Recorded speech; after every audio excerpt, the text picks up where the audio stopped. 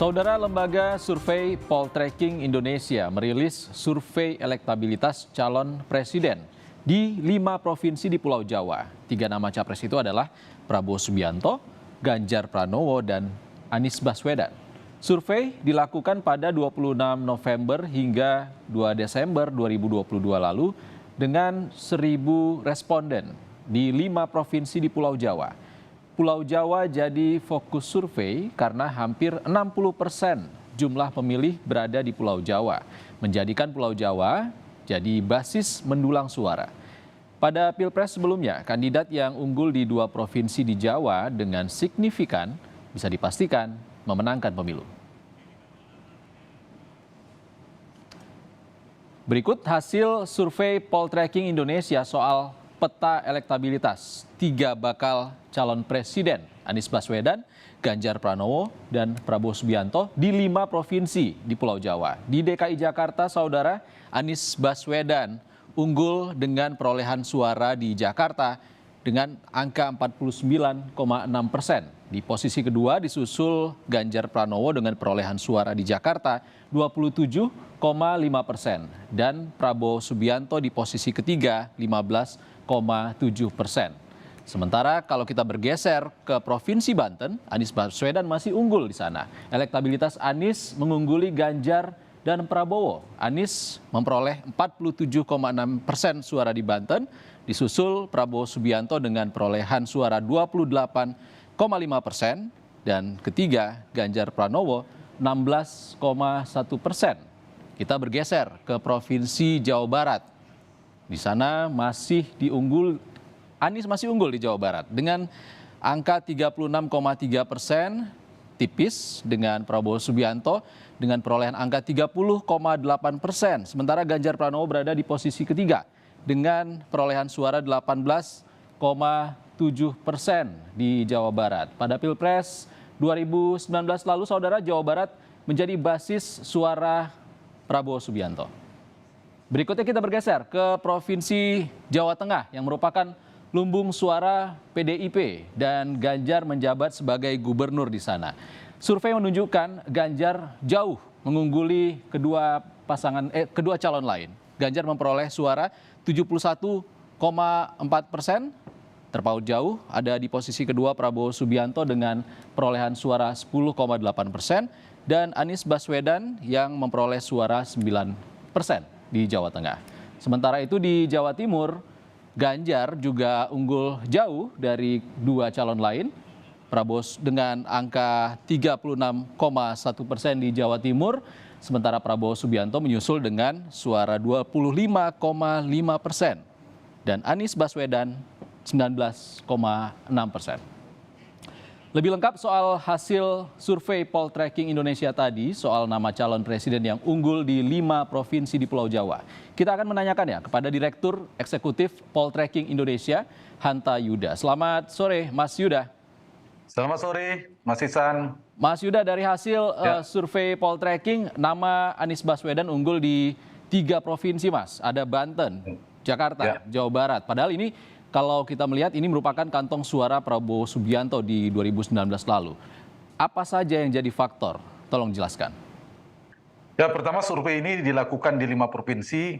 Di setiap provinsi itu dengan jumlah sampel 1.000 responden, Mas Ihsan. Jadi di Banten 1.000, di Jakarta 1.000, Jawa Barat, Jawa Tengah masing-masing 1.000. Kalau di total 5.000, tetapi paralel mandiri surveinya masing-masing. Nah, temuannya ini tadi mungkin sudah disampaikan oleh Mas Ihsan sebagai prolog tadi.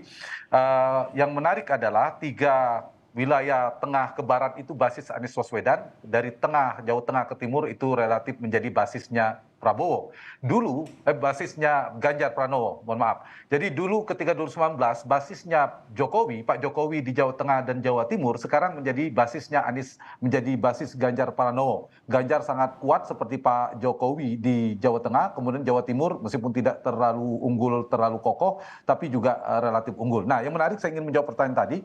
Jawa Barat, Banten, dan DKI. DKI Pak Jokowi yang menang tipis 52%, Pak Prabowo 48%. Tapi ada 2 lumbung atau kantong utama Pak Prabowo di 2019, yaitu di Banten dan di Jawa Barat. itu menangnya sangat tebal. Di Jawa Barat bahkan Pak Jokowi hanya 10,7%, sementara Pak Prabowo sekira 16 juta, sementara Pak Prabowo 16 juta perolehannya. Ada selisih sekitar 5 sekian juta. Terpaut jauh. Nah, sekarang kantong-kantong Pak Prabowo itu sekarang menjadi basisnya Anies Baswedan. Anies sangat kuat di Jakarta, tadi angkanya sampai 49%, itu juga Prabowo cukup kuat di sana. Kemudian Anies juga kuat di Banten, angkanya sampai 47%, itu dulu basisnya Prabowo. Sekarang Jawa Barat juga cenderung menjadi basis Anies Baswedan, yang sudah mencapai angka 36%. Anies paling unggul di Jawa Barat, dulu ada basisnya Prabowo. Justru Prabowo di basisnya sekarang turun, ya melorot menjadi di Banten hanya 28%, di Jabar 30%. Nah, untuk menjelaskan ini apa? Berarti memang basis atau kantong utama ceruk pemilih Prabowo dan Anies itu beririsan. Mas Anies lebih banyak mengambil pemilih Prabowo ketimbang pemilih Pak Jokowi, lebih banyak mengambil pemilih Pak Prabowo. Jadi saya kira ini potensi tergerusnya suara Pak Prabowo di kantong-kantong Prabowo di 2019 akan diambil oleh Anies itu semakin besar. Tapi di wilayah-wilayah Jokowi itu Anies tidak begitu kuat. Kita perhatikan misalnya di Jawa Timur, Anies hanya mendapatkan perolehan hanya 9% di Jawa Tengah. Di Jawa Timur juga urut 3, artinya hanya sekitar 19%. Ini wilayah Jawa Timur memang masih relatif kompetitif ya. Tapi wilayah ini sudah terbelah. Pemilih Jokowi cenderung dimonopoli tanda petik oleh Ganjar, sementara pemilih Prabowo terpecah ke Prabowo dan Anies Baswedan. Mas Yuda, kalau Anies unggul di 3 provinsi tadi, kira-kira dari hasil survei yang paling banyak memilih itu usia berapa? Dan pertanyaan berikutnya adalah terkait dengan Ganjar Pranowo. Walaupun belum dideklarasi, namun suaranya cukup tinggi di 2 provinsi. Ya, saya ingin menjawab pertanyaan kedua dulu. Dan itu seperti saya katakan tadi, Jawa Tengah adalah basisnya PD Perjuangan, tapi juga basis Ganjar Pranowo. Karena Ganjar adalah gubernur Jawa Tengah dengan approval rating juga cukup tinggi di data survei yang kami rilis tadi. Dan itu juga basisnya Pak Jokowi. Jawa Timur juga demikian, basisnya Pak Jokowi memenangkan pertarungan di 2019. Karena itu pemilih Pak Jokowi memang limpahan pemilih Jokowi itu ke Ganjar Pranowo. Itu yang menjelaskan mengapa Ganjar cukup kuat di 2 basis ini. Dan ini menjelaskan juga Anies tidak begitu kuat. Itu untuk menjelaskan meskipun Ganjar belum deklarasi. Kalau Ganjar deklarasi ada kemungkinan potensi untuk semakin naik ya. Apalagi dengan tingkat kepuasan Pak Jokowi cukup tinggi di Jawa Tengah dan Jawa Timur. Kalau kemudian memberikan dukungan kepada Ganjar itu semakin maksimal nanti perolehannya. Meskipun untuk Jawa Timur menurut saya masih mungkin kompetitif. Kalau Jawa Tengah mungkin semakin sulit ya untuk diambil ceruk itu diambil oleh Anies dan memenangkan Jawa Tengah. Misalnya kita bicara misal saja, apa mungkin Anies dan Prabowo menang di Jawa Tengah? Sulit menurut saya, karena itu sudah basisnya Jawa Tengah. Berkebalikan dengan Banten dan DKI, untuk menjawab pertanyaan yang pertama tadi, itu juga sulit bagi Anies. Karena preferensi pemilihnya memang banyak pemilih Prabowo. Kalau kita bedah secara ideologi, secara demografis, secara geografis ini, ya ini memang basisnya Anies lebih banyak dari mulai Jawa Barat, Jakarta, Banten, dan sebagian besar provinsi di Sumatera. Sementara Ganjar itu lebih kuat di Jawa Tengah, kemudian Jawa Timur, dan sebagian besar di Indonesia wilayah timur. Begitu. Oke, Mas Yuda, kalau bakal calon wakil presiden, apakah ada juga nama-nama yang disurvei?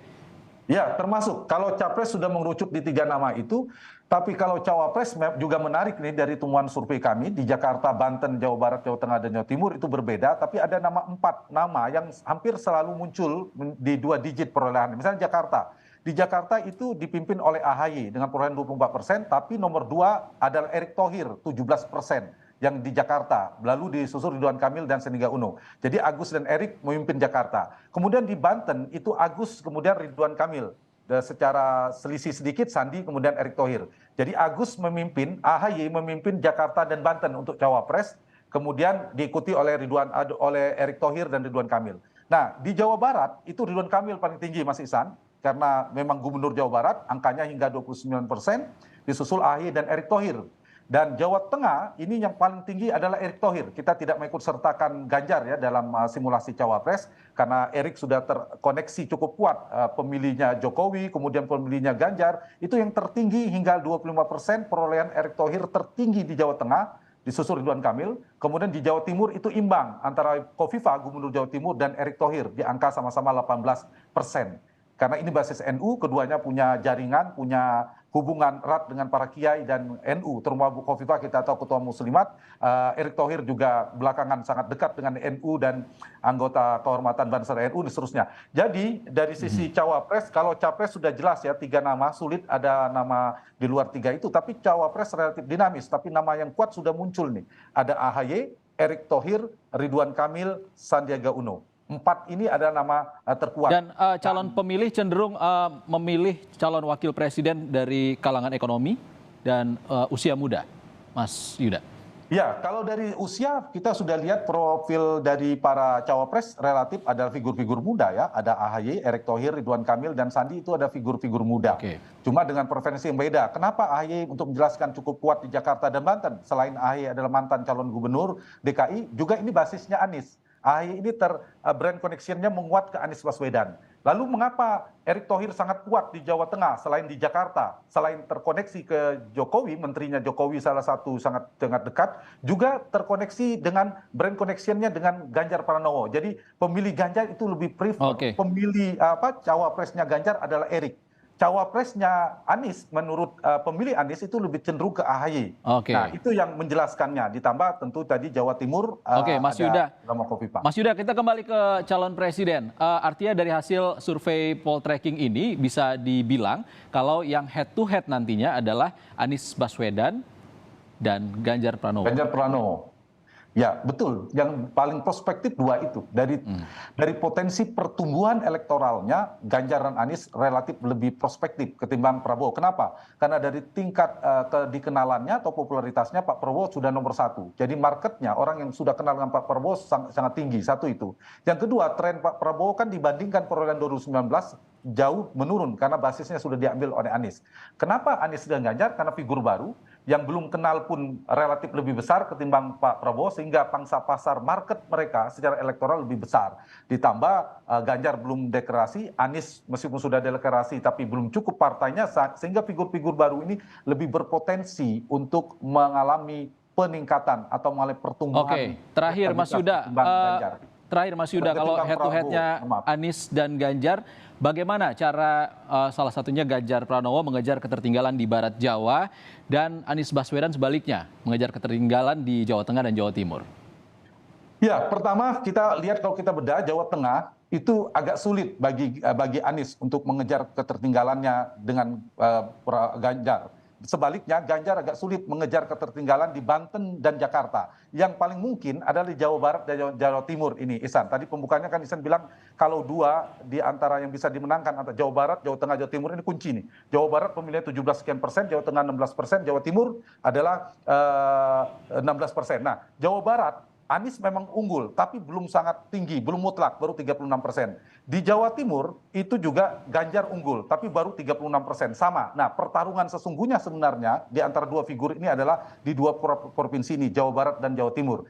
Banyak variabel, tentu mereka nanti kerja-kerja politiknya untuk mencari isu-isu strategis di 2 provinsi ini dan provinsi-provinsi lainnya. Kedua, dukungan-dukungan orang penting di sana, termasuk presiden, soal approval ratingnya, kemudian gubernurnya, kemudian juga dalam menentukan memilih cawapres yang bisa kompatibel, yang kompetitif, yang juga bisa saling melengkapi untuk sang capres gitu. Jadi variabel cawapres, variabel dukungan partai itu sangat menentukan. Misalnya Jawa Tengah, kalau PDIP tidak mendukung Ganjar, nah itu ada potensi Ganjar mengalami penurunan di Jawa Tengah. Pun sebaliknya, PDIP demikian. Faktor itu juga menjadi variabel penting. Kami dapat poinnya. Kita tunggu bagaimana nanti deklarasi Ganjar Pranowo ke depannya. Kompetitif ya, dinamis politik kita. Baik, terima kasih Direktur Eksekutif Poltreking Indonesia, Hanta Yuda sudah berbagi di Kompas Petang.